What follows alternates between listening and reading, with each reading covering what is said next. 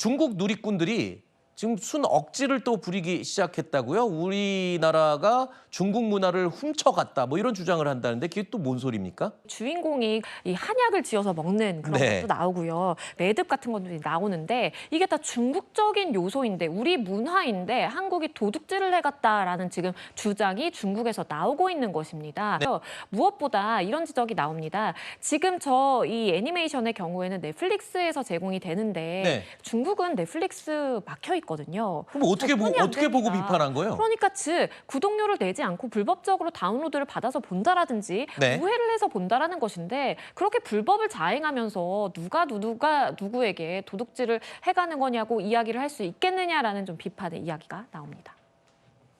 어떻게 저게 한국 문화라는 거야? 중국 거지.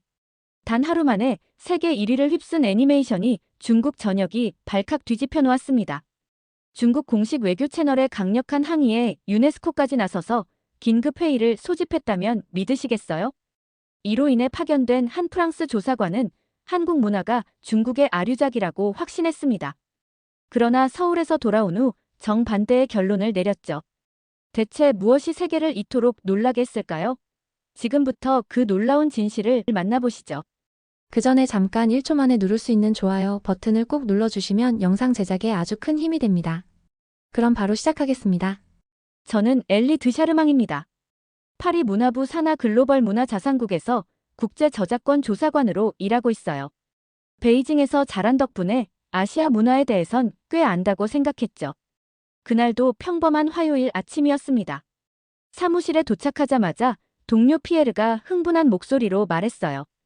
엘리, K-팝 데몬 헌터스 알아? 넷플릭스에서 대박이야. 전 세계가 난리라고. 저는 커피를 한 모금 마시며 대답했습니다. 또 감성 자극 드라마겠죠. 요즘 한국 콘텐츠가 워낙 그런 식이니까. 그런데 피에르의 표정이 심각해졌어요. 문제는 중국이 발끈하고 있다는 거야. 호랑이랑 건축 양식이 중국 거라면서 문화 도둑질이라고 주장하고 있어. 저는 속으로 역시 그렇구나 싶었습니다. 베이징 국제학교에서 배운 것들이 떠올랐거든요. 중국은 아시아 문화의 원형이고 주변국들이 많은 것을 차용해갔다는 내용이었죠. 공개 3일 만에 22개국에서 1위래요. 미국, 영국, 프랑스, 독일까지. 피에르가 태블릿을 보여주며 말했어요. 화면에는 화려한 K-팝 무대와 남산타워, 저승사자, 호랑이 같은 동양적 요소들이 섞인 애니메이션 장면이 나왔습니다. 저는 고개를 끄덕였어요. 소니 픽처스에서 만들었다고 하니 기술력은 인정하지만 문화적 요소는 어떨까 싶네요. 그때 부장님이 제 책상으로 다가왔습니다. 엘리, 잠깐 얘기 좀 할까? 부장실에서 그는 진지한 표정으로 말했어요. 한국 콘텐츠 저작권 기원조사 임무를 맡아줘. 중국에서 600개가 넘는 리뷰가 올라왔는데 문화 도용 논란이 심각해. 중국 더우반 플랫폼에서 나온 반응들인가요? 맞아. 하지만 이상한 건 넷플릭스가 중국에서 공식 서비스가 안 되는데도 이런 반응이 나왔다는 거지. 저는 잠시 생각에 잠겼습니다. 불법으로 봤다는 얘기인가? 부장님, 솔직히 말씀드리면 아시아 문화의 많은 부분이 중국에서 시작된 건 맞지 않나요? 제가 베이징에서 배운 바로는. 부장님이 손을 들어 제 말을 멈췄어요. 그건 내가 가서 직접 확인해 봐야 할 일이야. 한국행 출장을 준비해. 사무실로 돌아와 책상에 앉으니 마음이 복잡했습니다. 어릴 적 베이징 국제학교 교과서가 떠올랐어요. 동아시아 문화의 중심은 중국이며 한국과 일본은 중국 문화를 바탕으로 발전했다는 내용이었죠. 저는 랩톱을 켜고 K-팝 데몬 헌터스에 대한 자료를 찾아봤습니다. 한국 배우 안효섭과 이병헌이 목소리 연기를 맡았고 트와이스의 정연, 지효, 채영이 OST에 참여했다는 내용이 나왔어요. 결국 K-팝이라는 감정 자극형 콘텐츠에 동양적 소재를 버무린 거구나. 저는 중국의 반응이 이해됐습니다. 호랑이는 분명 동아시아 전체의 상징이고 저승사자 같은 개념도 중국 도교에서 나온 거 아닌가요? 한국이 이런 걸 마치 자기만의 고유한 것처럼 포장하는 건 좀 문제가 있어 보였어요. 하지만 한국 네티즌들의 반응도 흥미로웠습니다. 어떤 부분이 도둑질인지 모르겠다. 불법으로 보면서 당당하다는 반응들이었죠.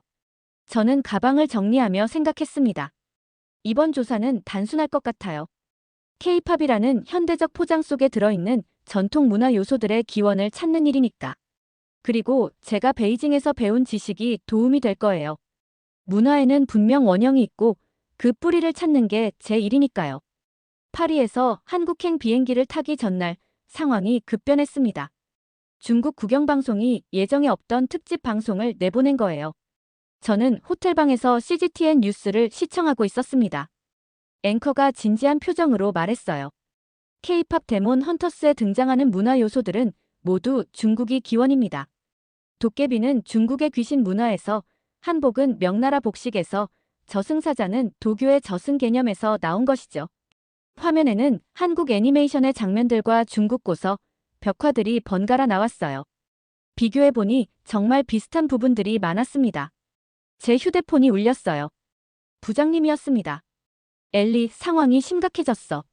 중국이 본격적으로 문화전쟁을 선포했어. 프랑스 SNS에도 관련 게시물들이 폭증하고 있고, 저는 인스타그램을 확인해봤습니다. 정말 놀라웠어요. 해시태그 CULTURALAPPROPRIAT, 해시태그 KOREANSTEALSCHINESE 같은 해시태그가 트렌딩되고 있었거든요. 한 게시물에는 이런 내용이 있었어요. 한복이 한국 고유 복식이라고. 명나라 한풀을 그대로 베낀 건데, 사진으로는 명나라 시대 복식과 한복을 나란히 놓고 비교한 자료가 올라와 있었습니다. 저는 베이징에서 배운 내용들이 맞았구나 싶었어요. 실제로 한국의 많은 전통 문화가 중국에서 전해진 것들이니까요. 다음 날 아침, 파리 샤를 드골 공항에서 수화장을 만났습니다.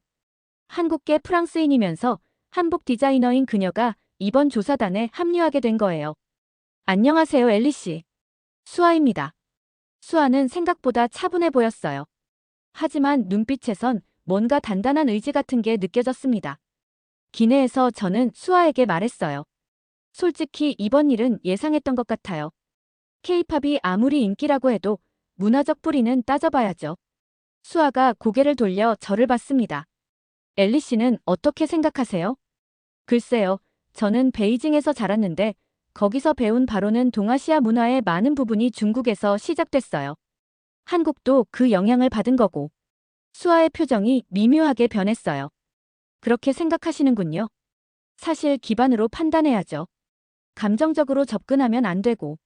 저는 태블릿을 켜서 중국 측 자료들을 보여줬습니다. 도교의 저승 개념, 용과 호랑이 상징, 전통 복식의 변천사까지. 모든 게 논리적으로 연결됐어요. K-팝은 현대적 감각으로 포장했지만 결국 아시아 문화의 결합물일 뿐이에요. 그리고 그 원형은. 저는 잠시 말을 멈췄습니다.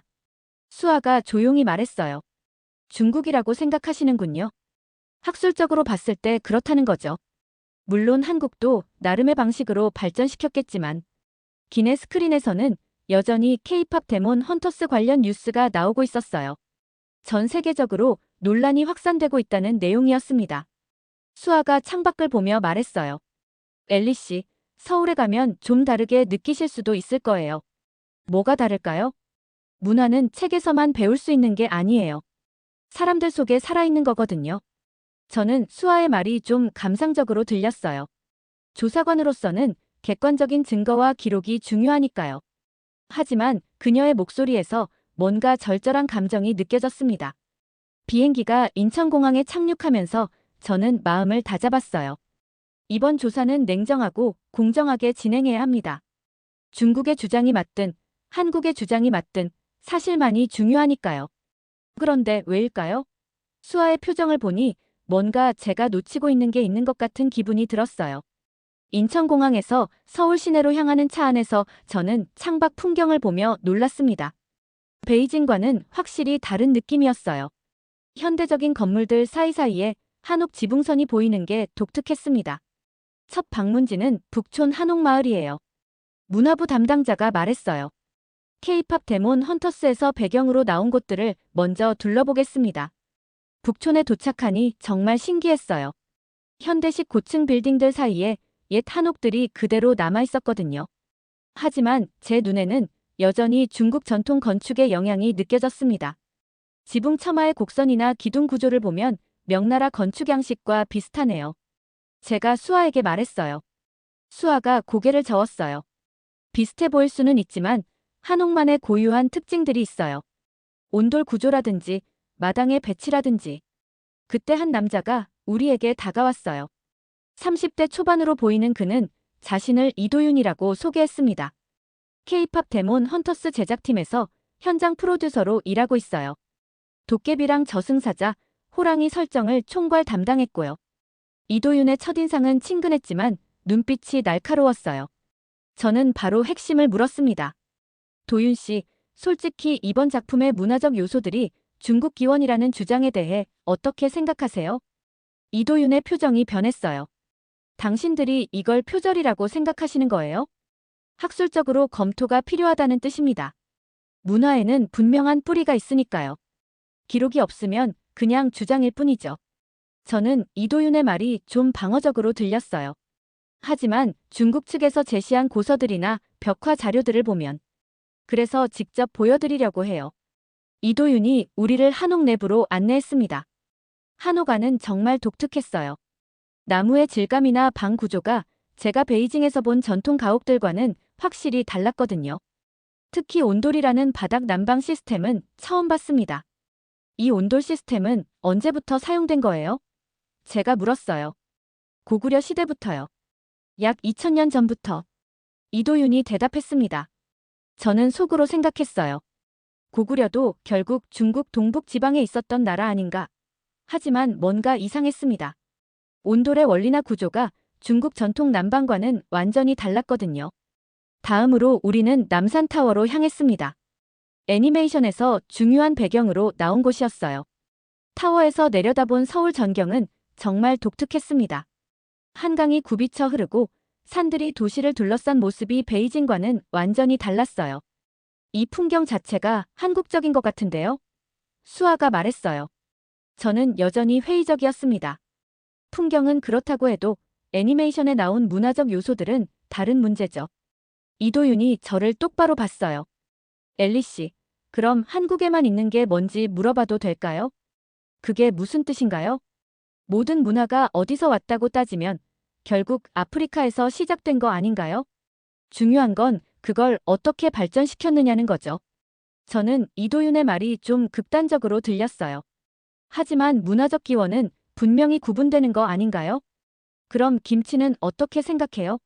중국에서 채소 절임 문화가 왔으니까 중국 음식인가요? 저는 잠시 말문이 막혔어요. 김치는 분명 한국 음식이라고 생각했거든요. 한복 체험관에서 수아가 전통 한복을 입어봤습니다. 그 모습을 보니 제가 베이징에서 본 한푸와는 확실히 달랐어요. 색감이나 실루엣, 저고리의 곡선이 완전히 다른 느낌이었거든요. 어떤가요? 수아가 물었어요. 생각보다 많이 다르네요. 저는 솔직하게 말했습니다. 하지만 여전히 마음 한구석에선 의문이 들었어요. 이런 차이들이 정말 독자적인 발전의 결과일까? 아니면 그냥 시간이 지나면서 자연스럽게 변화한 것일까? 해가 지면서 우리는 명동으로 향했습니다. 거리는 네온사인과 K-팝 음악으로 가득했어요. 정말 현대적이고 화려했지만 제게는 여전히 표면적인 것들로만 보였습니다. 내일은 더 깊이 들어가 볼게요. 이도윤이 말했어요. 한국 전통 신화와 설화에 대해서요. 저는 고개를 끄덕였지만 솔직히 별 기대는 안 했어요. 신화나 설화도 결국 동아시아 공통의 뿌리에서 나온 것들일 테니까요. 그런데 왜일까요? 하루 종일 본 것들이 제가 예상했던 것과는 조금씩 달랐어요. 미세한 차이들이었지만 분명히 다른 뭔가가 있었습니다. 다음 날 아침, 저는 호텔에서 어릴 적 베이징 국제학교 교과서를 꺼내봤어요. 이번 출장을 위해 가져온 거였습니다. 파란색 표지의 동아시아 문화사라는 책이었죠. 수아와 함께 아침을 먹으며 저는 그 책을 보여줬어요. 수아 씨, 이거 보세요. 제가 고등학교 때 배운 교과서예요. 책을 펼치니 익숙한 내용들이 나왔습니다. 중국은 동아시아 문화의 중심지였으며 한국과 일본은 중국 문화를 수용하여 발전시켰다는 문장이 굵은 글씨로 적혀 있었어요. 수아가 책을 자세히 봤습니다. 이 교과서는 누가 만든 건가요? 중국 교육부에서 제작한 국제학교용 교재예요. 저희 같은 외국인 학생들을 위한 거죠. 수아의 표정이 복잡해졌어요. 엘리 씨, 이 책에 한국에 대한 설명이 얼마나 되나요? 저는 페이지를 넘겨봤습니다. 한국 부분은 놀랍게도 겨우 2페이지밖에 안 됐어요. 그것도 대부분이 중국 문화의 전파라는 맥락에서 언급된 것들이었습니다.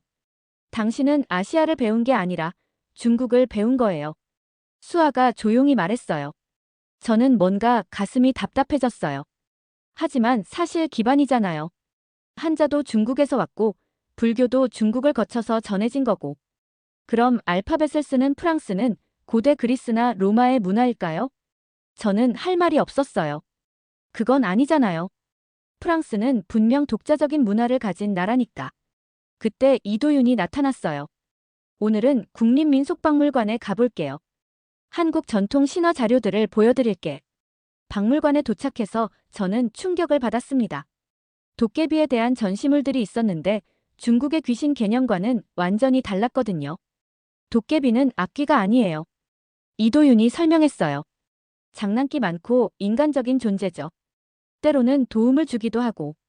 전시판에는 조선시대 그림들이 있었어요. 도깨비들이 사람들과 함께 놀고 심지어 술을 마시는 모습까지 그려져 있었습니다. 중국의 귀신 문화와는 정말 다르네요. 제가 중얼거렸어요. 맞아요. 그리고 이 그림들은 중국보다 먼저 그려진 것들도 많아요. 저는 전시물들을 자세히 봤습니다. 연대를 확인해 보니 정말 놀라웠어요. 일부는 중국의 유사한 기록들보다 더 오래된 것들이었거든요. 저승사자는 어떤가요? 제가 물었어요. 이도윤이 다른 전시실로 안내했습니다. 거기에는 한국의 저승 개념에 대한 자료들이 있었어요. 한국의 저승사자는 염라대왕의 부하가 아니에요. 독립적인 존재죠. 그리고 때로는 인간의 편에 서기도 해요. 정말 신기했어요. 중국 도교의 저승 개념과는 완전히 다른 체계였거든요. 더 인간적이고 더 감정적이었어요. K-팝 데몬 헌터스에서 저승사자가 주인공들을 돕는 이유가 여기 있군요. 수아가 말했어요. 저는 점점 혼란스러워졌어요. 제가 알고 있던 것들과 너무 달랐거든요. 어릴 적 교과서에서는 이런 내용들을 전혀 배우지 못했어요. 호랑이는 어떤가요? 저는 마지막 희망을 걸고 물었어요. 한국의 호랑이는 산신령이에요. 이도윤이 단호하게 말했어요. 무서워하는 대상이 아니라 존경하는 대상이죠. 전시실에는 조선시대 민화들이 걸려 있었어요. 호랑이가 까치와 함께 노는 그림, 호랑이가 사람을 구해주는 이야기들이 그려져 있었습니다. 중국에서 호랑이는 주로 용맹이나 권력의 상징이었는데 한국에서는 친근하고 해학적인 존재였어요. 완전히 다른 문화적 맥락이었습니다. 점심시간에 저는 수아에게 솔직하게 말했어요. 수아 씨, 저 좀 혼란스러워요. 왜요? 제가 알고 있던 것들과 너무 달라서요. 이런 차이들이 정말 우연일까요? 수아가 제 손을 잡았어요. 엘리 씨, 문화는 DNA 같은 거예요. 겉으로는 비슷해 보여도 속은 완전히 다를 수 있어요. 저는 베이징 시절을 떠올렸어요. 그때 저는 중국 친구들과 어울리면서도 뭔가 다른 점들을 느꼈었거든요. 하지만 그냥 개인적인 차이라고 생각했었어요. 혹시 제가 너무 단순하게 생각했던 걸까요? 문화를 배우는 방법은 여러 가지예요. 책으로 배우는 것도 있고 사람으로 배우는 것도 있어요. 그 순간 저는 깨달았어요. 제가 지금까지 아시아 문화를 중국의 시선으로만 봤다는 걸. 그리고 그 시선이 얼마나 편향적일 수 있는지를 말이에요. 하지만 아직도 확신이 서지 않았어요. 이런 차이들이 정말 한국만의 독창성을 증명하는 걸까? 아니면 그냥 시간이 지나면서 자연스럽게 변화한 것일까?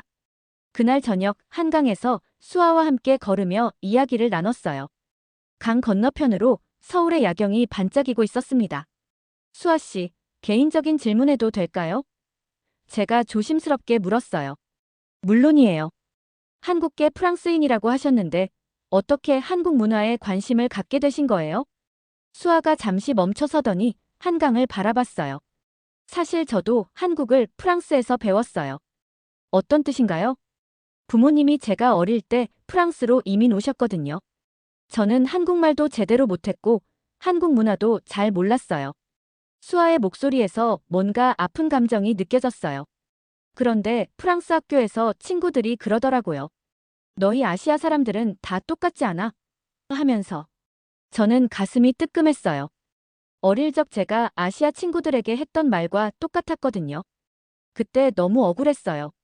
저는 한국 사람인데 중국이나 일본과 섞여서 이야기되는 게. 수아가 벤치에 앉으며 계속 말했어요. 그래서 한국에 대해 공부하기 시작했어요. 정말 필사적으로. 한국어도 다시 배우고 역사도 공부하고 전통 문화도 배웠어요. 그래서 한복 디자이너가 되신 거군요. 네. 한복을 만들면서 깨달았어요. 이 옷은 정말 한국만의 것이라는 걸. 수아가 핸드백에서 작은 한복 인형을 꺼냈어요. 이거 보세요. 저고리의 곡선, 치마의 볼륨감, 색깔의 조합. 이런 건 다른 나라 전통 복식에서는 볼 수 없어요. 저는 그 인형을 자세히 봤습니다. 정말 독특했어요. 중국 한푸의 직선적인 느낌과는 완전히 달랐거든요. 수아 씨, 그런데 한국 문화를 연구하면서 중국과의 연관성은 어떻게 생각하게 되셨어요? 물론 영향은 있었죠. 하지만 영향을 받는다고 똑같은 건 아니에요. 수아가 스마트폰을 꺼내서 사진을 보여줬어요. 제가 파리에서 만든 한복이에요. 프랑스 소재를 사용했지만 여전히 한복이죠. 영향을 받았다고 프랑스 옷이 되는 건 아니에요. 저는 그 말에 깊게 공감했어요. 정말 명쾌한 설명이었거든요. 데몬 헌터스도 마찬가지예요. 수아가 계속 말했어요. 한국의 이야기지만 세계 모두의 감정이에요. 어떤 의미인가요? 애니메이션을 보신 적 있어요? 저는 고개를 저었어요. 사실 제대로 본 적이 없었거든요. 수아가 태블릿을 꺼내서 몇 장면을 보여줬어요. K-팝 아이돌들이 무대에서 공연하다가 갑자기 도깨비들과 싸우는 장면이었어요. 여기 보세요. 주인공들이 무대에서 노래하는 이유가 뭔지 아세요? 팬들을 즐겁게 하려고. 아니에요. 사람들의 마음을 치유하려고 해요. 음악으로 상처받은 영혼을 달래주는 거죠. 정말 신기했어요. 저는 그냥 화려한 액션 애니메이션일 줄 알았거든요. 그리고 이 저승사자를 보세요. 수아가 다른 장면을 가리켰어요. 죽음을 관장하는 존재지만 주인공들의 상처를 이해해줘요. 같이 울어주기도 하고. 화면 속 저승사자는 정말 인간적이었어요. 차갑고 무서운 존재가 아니라 따뜻하고 공감 능력이 있는 캐릭터였거든요. 이런 감정이 한국적인 거예요. 수아가 말했어요. 한이라고 하죠. 안. 슬픔과 그리움, 하지만 포기하지 않는 마음. 이런 감정은 한국 사람들만이 가진 고유한 정서예요. 저는 갑자기 울컥했어요. 왜 그런지 모르겠지만 수아의 말이 가슴 깊이 와닿았거든요. 제가 프랑스에서 느꼈던 외로움도 그런 건가요? 그럴 수도 있어요. 문화적 정체성을 잃어버렸을 때의 공허함이요. 수아가 제 어깨에 손을 올렸어요.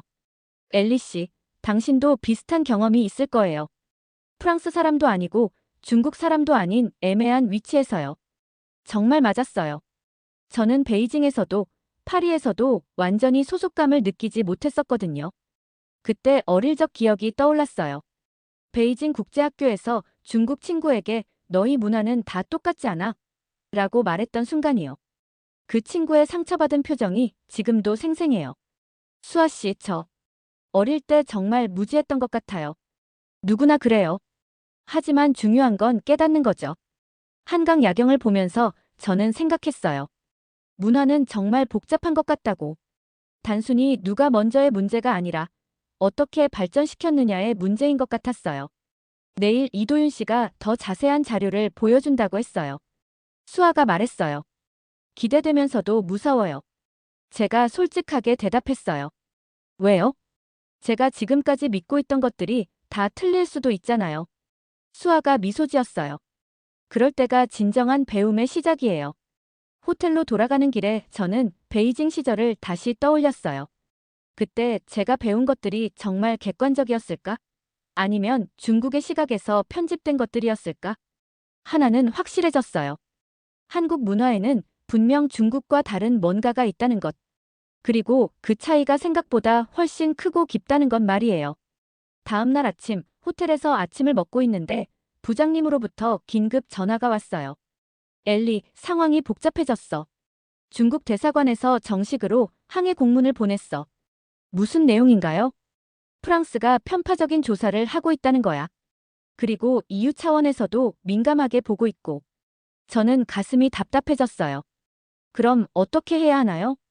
중립적인 보고서를 작성해. 한국이든 중국이든 어느 쪽도 단정짓지 말고. 전화를 끊고 나니 수아가 걱정스러운 표정으로 저를 봤어요.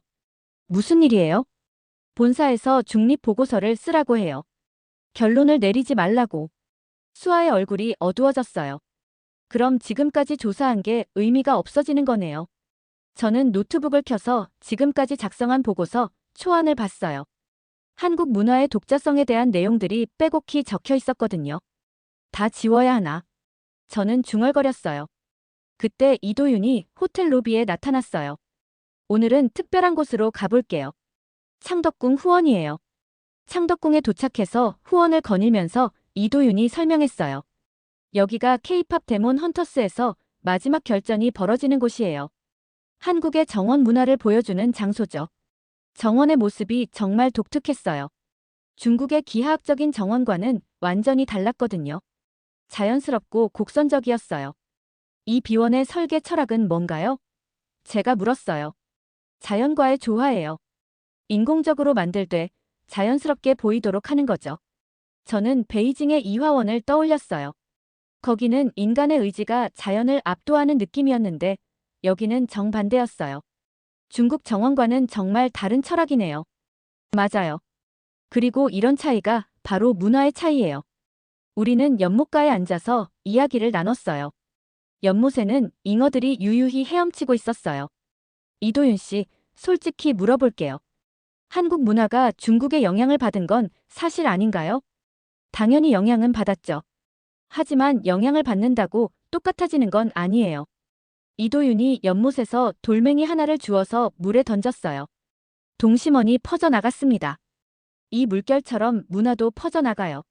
하지만 각각의 땅에서는 다르게 발전하죠. 그때 제 휴대폰이 울렸어요. 부장님이었습니다. 엘리, 보고서 진행 상황 어때? 아직. 자료를 더 검토하고 있어요. 빨리 마무리해. 그리고 기억해. 우리는 분쟁의 당사자가 아니야. 중립을 지켜야 해. 전화를 끊고 나니 마음이 무거워졌어요. 지금까지 본 것들, 느낀 것들을 다 무시하고 중립적인 보고서를 써야 한다니. 힘든 상황이네요. 이도윤이 말했어요. 네. 솔직히 뭐가 맞는지 모르겠어요. 이도윤이 주머니에서 작은 종이를 꺼냈어요. 한글로 뭔가 적혀 있었거든요. 이거 뭐예요? 한국 속담이에요. 진실은 반드시 드러난다는 뜻이죠. 저는 그 종이를 받아서 가방에 넣었어요. 왜 그런지 모르겠지만 마음이 조금 편해졌거든요. 호텔로 돌아와서 저는 보고서를 다시 열어봤어요. 커서가 깜빡이며 기다리고 있었습니다. 지우기 버튼을 누르려다가 손이 멈췄어요. 수아가 옆에 앉았어요. 엘리 씨, 정말 지우실 거예요? 본사 명령이에요. 하지만 당신이 직접 보고 느낀 것들인데요. 저는 이도윤이 준 종이를 다시 봤어요. 진실은 반드시 드러난다.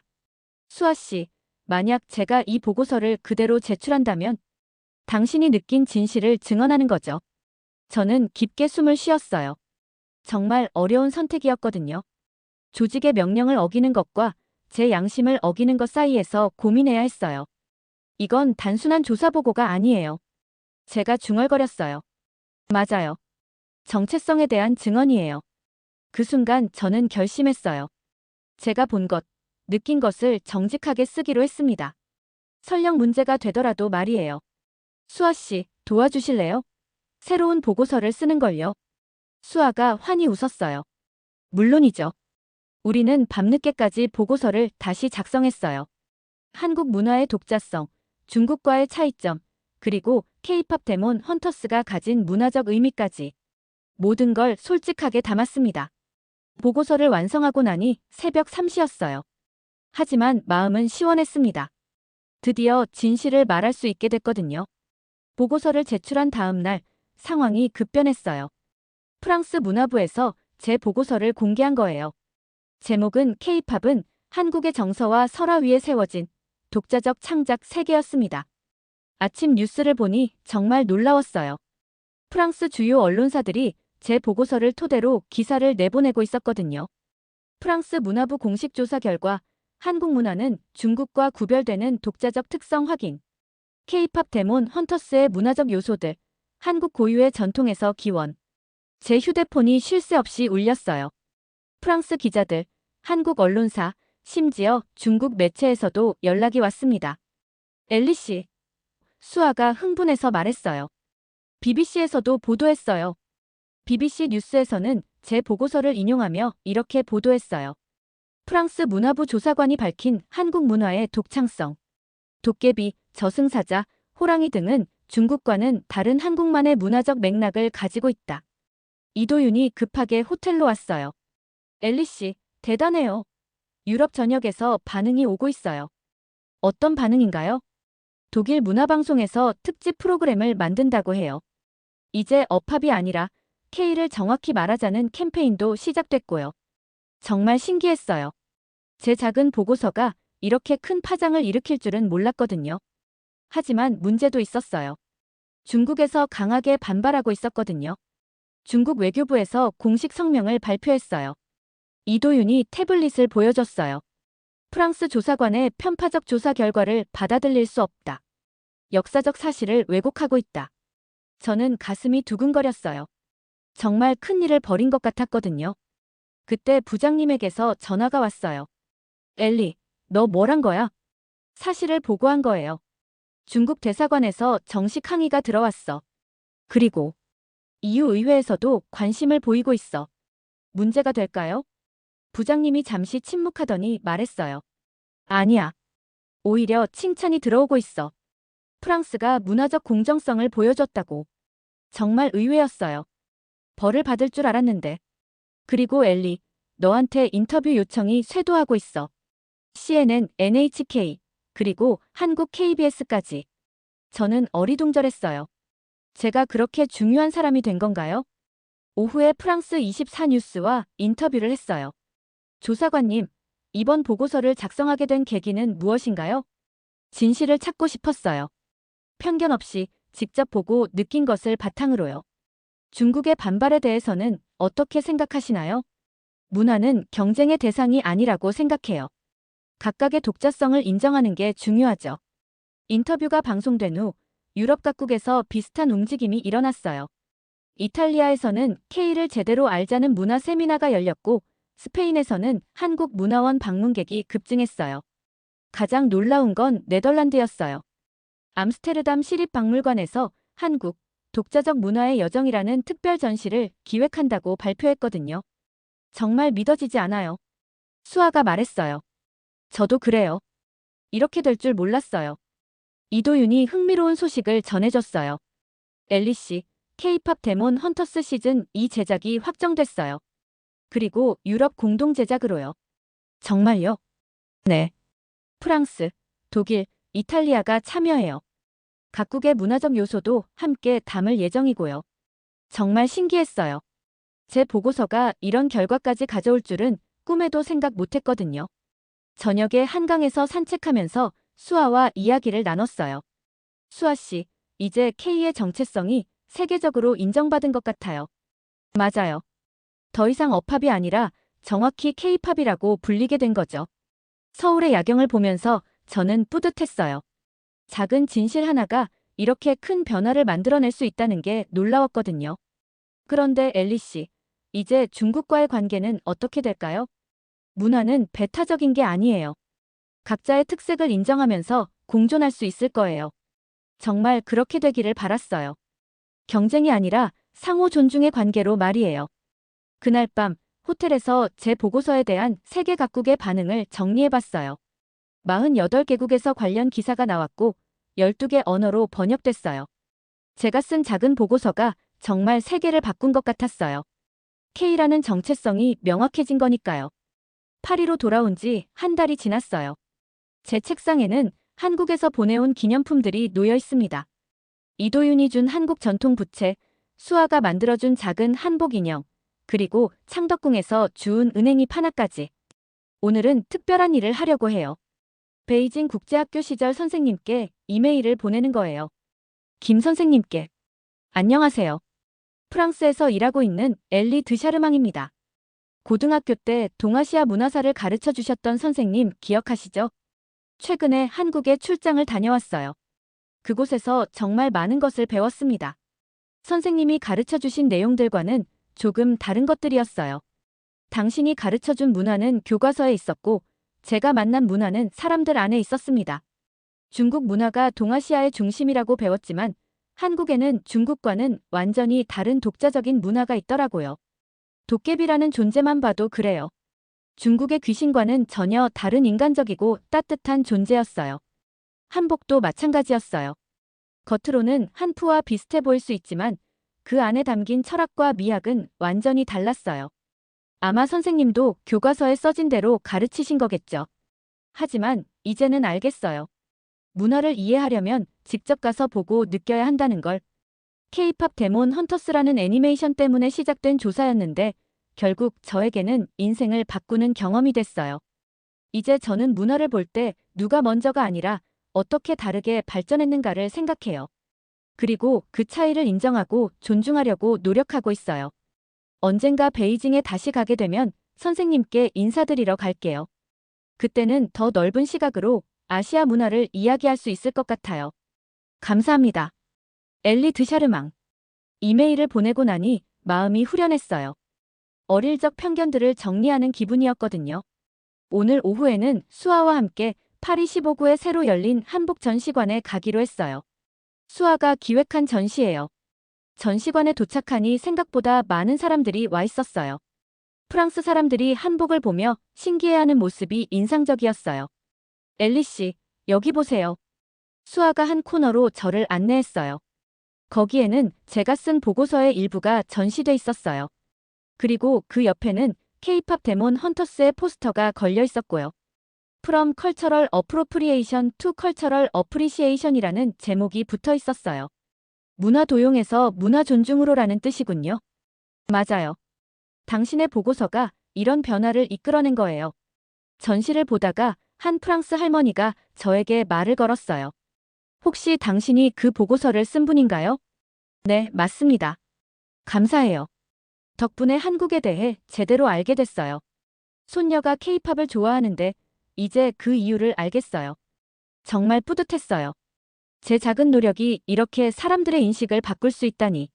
전시관을 나오면서 수아와 함께 센 강변을 걸었어요. 수아 씨, 이제 한국 문화에 대한 오해가 많이 풀린 것 같아요. 네, 하지만 아직 갈 길이 멀어요. 편견이라는 건 하루아침에 바뀌지 않으니까요. 수아의 말이 맞았어요. 하지만 시작은 한 거잖아요. 그래도 이제 K가 정확히 무엇인지 알려졌으니까요. 더 이상 막연한 아시아가 아니라 한국이라는 명확한 정체성을 가지게 된 거죠. 생강에 석양이 지고 있었어요. 물 위로 황금빛이 반짝였습니다. 엘리 씨, 개인적으로 궁금한 게 있어요. 뭔가요? 이번 일로 가장 크게 바뀐 건 뭐예요? 저는 잠시 생각해 봤어요. 정말 많은 게 바뀌었거든요. 아무래도 문화를 보는 시각이에요. 예전에는 원형과 파생으로 나누어 생각했는데 이제는 다양성과 독창성으로 봐요. 구체적으로 어떤 의미인가요? 모든 문화에는 고유한 가치가 있다는 거예요. 누가 먼저인지보다는 어떻게 다르게 발전했는지가 중요한 거죠. 수아가 미소 지었어요. 그런 시각으로 보면 세상이 더 풍부해 보이겠어요. 정말 그랬어요. 이제 K-팝을 들을 때도 단순한 아이돌 음악이 아니라 한국 사람들의 감정과 이야기가 담긴 문화 콘텐츠로 들려요. 그리고 베이징에서의 기억들도 정리됐어요. 어떻게요? 예전에는 그곳에서 배운 게 전부라고 생각했는데 이제는 하나의 관점일 뿐이라는 걸 알겠어요. 파리의 거리를 걸으면서 저는 감사했어요. 이번 출장이 단순한 업무를 넘어서 제 인생을 바꿔준 경험이 됐거든요. 며칠 후 놀라운 소식이 들려왔어요. 유네스코에서 제 보고서를 바탕으로 문화 다양성 보호 가이드라인을 개정한다는 거였어요. 부장님이 제 사무실로 와서 말했어요. 엘리, 축하해. 유네스코에서 자문위원으로 참여해달라고 요청이 왔어. 정말요? 네. 앞으로 문화 갈등이 생겼을 때 조정 역할을 해달라는 거야. 정말 꿈만 같았어요. 제가 이런 중요한 역할을 맡게 될 줄은 몰랐거든요. 그날 저녁 집에서 K-팝 데몬 헌터스를 다시 봤어요. 이번에는 정말 다르게 보였어요. 각각의 캐릭터들이 가진 한국적 정서, 그리고 그 안에 담긴 이야기들이 생생하게 느껴졌거든요. 특히 저승사자가 주인공들과 함께 울어주는 장면에서는 정말 울컥했어요. 이런 감정이 바로 한국 문화의 독특함이구나 싶었어요. 애니메이션을 보다가 문득 어릴 적 베이징 친구가 생각났어요. 제가 너희 문화는 다 똑같지 않아? 라고 말했을 때 상처받았던 그 친구 말이에요. 저는 그 친구에게도 편지를 쓰기로 했어요. 리웨이에게 안녕. 오랜만이야. 베이징 국제학교에서 함께 다녔던 엘리야. 갑자기 연락해서 미안해. 하지만 꼭 하고 싶은 말이 있어서 편지를 써. 기억해? 고등학교 때 내가 너희 아시아 문화는 다 똑같지 않아? 라고 말했던 것. 그때 너의 표정을 아직도 기억해. 정말 상처받은 것 같았어. 최근에 한국에 다녀오면서 깨달았어. 내가 얼마나 무지했는지를. 아시아라고 하지만 각 나라마다 정말 독특하고 아름다운 문화가 있더라. 한국의 도깨비는 중국의 귀신과 완전히 달랐어. 더 인간적이고 따뜻했어. 한복도 한푸와는 다른 철학을 가지고 있었고. 그때 내가 한 말은 정말 잘못된 거였어. 너의 문화를, 너의 정체성을 무시한 거였지. 이제 문화 다양성을 연구하는 일을 하고 있어. 그때의 무지했던 나를 반성하면서 말이야. 언젠가 중국에 가게 되면 꼭 만나자. 그때는 너의 문화에 대해 제대로 물어볼게. 미안하고 고마워. 엘리. 편지를 보내고 나니 마음이 한결 가벼워졌어요. 과거의 잘못을 인정하고 사과하는 게 이렇게 중요한 일인지 몰랐거든요. 몇 주 후 리웨이에게서 답장이 왔어요. 엘리, 편지 받고 정말 놀랐어. 사실 나도 그때 일을 기억하고 있었거든. 하지만 이제 이해해. 우리 모두 어렸고 몰랐던 거야. 중요한 건 지금 깨달았다는 거지. 너의 보고서 소식도 들었어. 정말 자랑스러워. 문화의 다양성을 인정해준 것에 대해 감사해. 나도 지금 중국 전통 문화를 연구하고 있어. 언젠가 우리의 연구가 만나서 더 큰 이해를 만들어낼 수 있을 거야. 곧 파리에 갈 예정이야. 그때 만나자. 친구로서 리웨이. 정말 기뻤어요. 어릴 적 상처가 치유되고 새로운 우정이 시작될 수 있을 것 같았거든요. 지금 제 책상 위에는 3가지가 놓여 있어요.